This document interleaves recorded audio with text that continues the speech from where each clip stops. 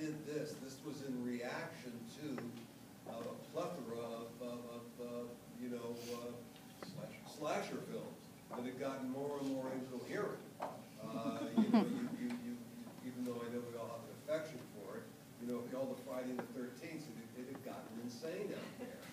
I mean, it was, everybody was doing, nobody was doing this. Everybody was doing, some kind of derivative of Halloween. And I wanted to bring back the old monsters. And at the time, vampires were considered the kiss of death. Before that, you'd had Dracula, a big production of it from the Broadway play. Frank Langella did it fail.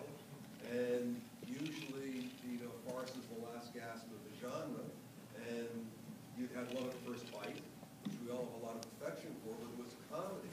So vampires prior to Fright Night, for about 3 years, it was a dead genre, a dead monster. And I just loved vampires, and Vincent Price, Peter Cushing, and Christopher Lee. And I just thought the concept of a gonzo horror movie fan, teenager, becoming convinced the next door neighbor was a vampire, I thought it was hysterically funny.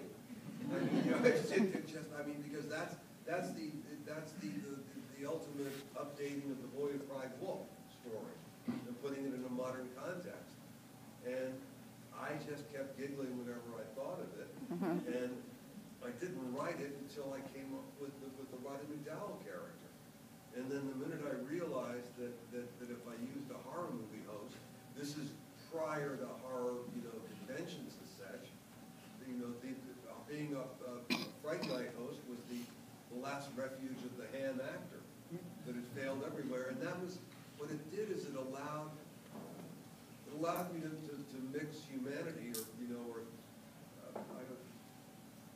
not pity, but vulnerability, empathy with a genre that has so little human feeling in it.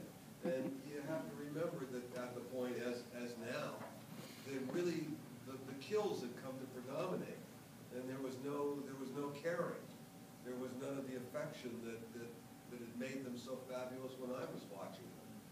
And I just wanted to bring back a lot of what I felt that seemed to have drowned out in a sea of gratuitous blood.